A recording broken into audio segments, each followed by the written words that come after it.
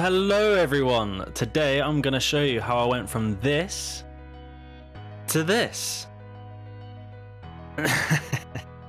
So, as you can see from the video title, this is completely different to what I'm used to. If you like gaming content, then check out my other stuff. I've got a FIFA Pro Club season going on with my mates. We've just got into Division 7. It's quite funny. And I've also got a Pokemon series going on at the minute, and it'll be great for you guys to get involved if you're into that sort of stuff. But if not, we're just going to get straight into the video and talk about my hair. Cool. The main question I get asked is, why? Why would you get a hair transplant?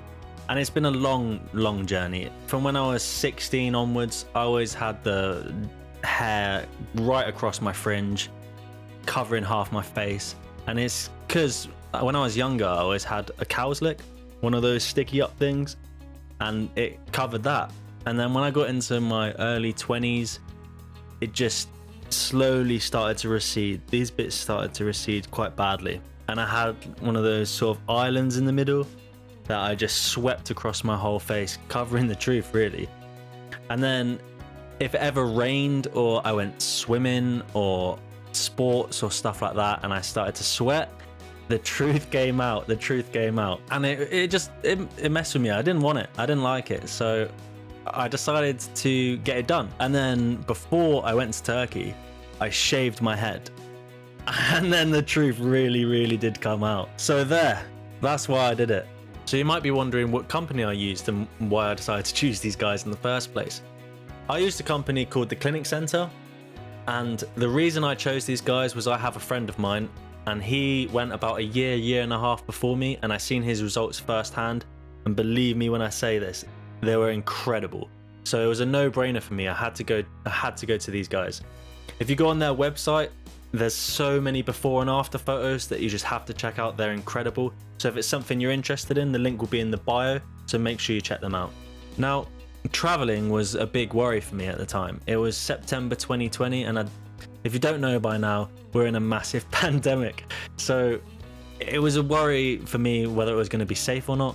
And it was, from my experience, it was completely fine. We got picked up at the airport from one of the reps, and we just got drove all the way to the hotel. And then from the hotel, they would take us to the hospital for our procedure. They would pick us up, they would take us back to the hotel, and on the last day, they'd take us all the way to the airport. Now, let's talk about like the procedure as a whole. There's a few different options when it comes to hair transplants and sort of the procedures you do. And I personally went with the FUE transplant, which is the follicular unit extraction. That definitely didn't take me 10 takes to do. But yeah, that's the procedure I went with. And what that means is they take out the hair follicles from the back of your head, and then they're gonna put them in the front of your head. Now, if you're interested in doing a hair transplant for yourself, then make sure you do this sort of research first, because I thought the FUE thing would be best for me, and that doesn't necessarily mean that the procedure is going to be best for you. You might try one of the other procedures that are out there. So make sure you do that research before you jump into it. Now, it's the day of the procedure, so you've gotten to the hospital, they've took you into a room, and then they completely shave your head. Now, I've never been bald before, so this was an experience for me. They then draw the line, as you can see, where they're going to input all the follicles, and then they'll ask you there and then if you want it lowered or if you want it higher or how you want it. They'll give their expert opinion on sort of your head shape. Now, I've got quite a big head, so my natural line was sort of up there, curved, as opposed to somebody that might have a small head, which can get away with the sort of rectangle hairlines that you see. And then they get into it. Now, once you and your doctor have come to an agreement on your hairline and sort of what you want and what's best for you, they put you onto one of those massage beds, you know, with the face missing. And then they start putting the anesthetic into your head. And believe me, that first 5 minutes, it hurts. Now, obviously I have tattoos, and I'm telling you, this hurts. This hurts a lot. And you get warned from everyone that you meet that the first 5 minutes is a killer. But after that, it's plain sailing, I'm telling you. I actually fell asleep. I actually fell asleep at some parts. And that's because it was relaxing. My whole head's numb. I'm lying down for 8 hours. And it sounds like if you get polystyrene and you get a knife and you hear that shh, shh, shh, that's what it sounds like, just over and over and over again. So first of all, you're lied on your front. and then they take it from the back, so they take away all the grafts. I haven't mentioned earlier that I got around 3,000 grafts.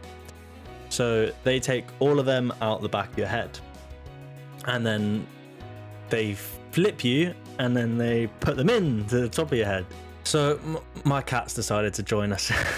Now, once they flip you over, like in the middle part of the hair transplant, they actually fed me, which I wasn't expecting. Nobody told me that they were going to do that, and they fed me some of the local cuisines, and it was actually really nice. I think it's to give you that sugar rush, and they give you a can of Coke and all the rest of it, just to keep you, yourself up, because you're losing a lot of blood. And then they obviously do the front bit, and that's pretty much the procedure. Now, after the procedure, I was like really worn out and tired and a little bit faint and all the rest of it. And it was like half 11 at night, and I still had to go back to the hotel, which was in like an hour drive. And you're not allowed to touch it. You're not allowed to touch it. So any door frame, anything, you're really wary of it. And there's something about it that's just really like icky, and just like you don't want to touch it, and it's just really cringy. And your head's all wrapped up and all the rest of it as well. So like the back of your head, because obviously you've got so many holes in the back of your head. So sleeping that night was a little bit awkward, I'll be completely honest. When enough time's passed, they'll take you back to the hospital, and one of the doctors will take out the bandage from the back, completely wash it and wash the front and clean it all, make sure it's all looking nice, and just double check over everything, tell you all the rules and regulations of sort of what you can and can't do, because there's quite a lot of stuff that you can't do straight away afterwards. You can't drink, you can't smoke, you can't exercise, you can't sweat, you can't go out in the sun, can't go out in the rain. Like there's quite a lot of stuff that you can't do, so they make sure they give you like a list of everything that you can do, so it's all really thorough. So after the guidelines and the rules and stuff, they'll start talking about the aftercare. And the aftercare is a tricky one. So they'll give you two things. They'll give you like a gel, and they'll give you a foam, and every single night you've got to put them on. So the gel, you've got to dip your finger in it and just slightly dab around the whole thing. And then when it comes to washing off, you can't shower, can you? So you've got to use a cup of water, and you've got to put it on the back of your head and let it trickle down and wash it off. Then when that's dry, you then put the foam on. Now this bit for me was really, really, really tricky, because touching it cringes you out. It's not the nicest thing to touch for me personally anyway. And knowing that like there's some scabbing and stuff, then if I was to knock these scabs off, like what could happen? Like it could rip out some of the hair follicles. You're not really meant to touch it anyway, so am I putting too much pressure? Am I not putting enough pressure? But the main thing is just relax. Now, post procedure, you've gotten back into the country and everything's good. You'd think that it should just be going up from here, right? Well, kind of wrong, to be honest. So I've gone back to the country, and for some reason, in a couple of these photos, I have a tiny bit of string there on my head where I've picked it up from somewhere, and I was too scared to pull it because I didn't know if it was attached to some hair follicles and all the rest of it. So I left it there for a few days, and I finally got it in the end. But it was just unnerving, like I was saying earlier. It's just every time you're touching it, there's something about it, it's just a bit awkward. Now obviously it's still red, and you can see that my hair is just my normal hair is starting to come through, and it picks up a really good pace. So for the first month and a half, it goes so quick, and you're looking at it and you start to get really excited. You start to think, oh my god, this is my hairline, look how incredible it looks. And I was always told around the month and a half mark it falls out, and I got a little bit excited because I got about a month, 3 weeks, and it wasn't falling out. So I was like, oh, I'm an exception to the rule, my hair must just grow from now on. Wrong. It does fall out. It completely falls out. After it's fallen out, it's a little bit of a worry, because you're wondering, like, is it going to grow? Isn't it going to grow? And it gives you a lot of anxiety. Luckily,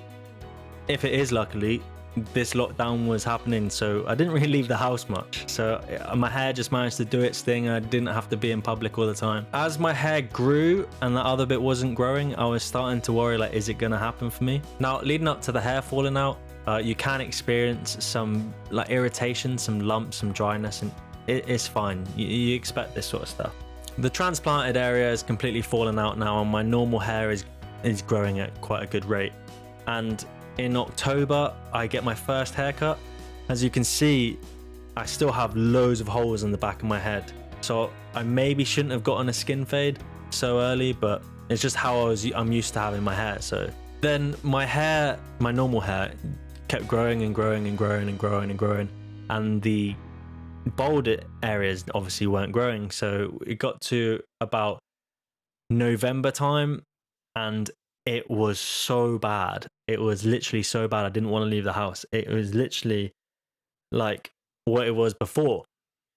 So I started worrying because I'm a big worrier, and then we get to December, and December I could slowly see some sprouts of hair, some little tiny hair that I was clinging on to for dear life.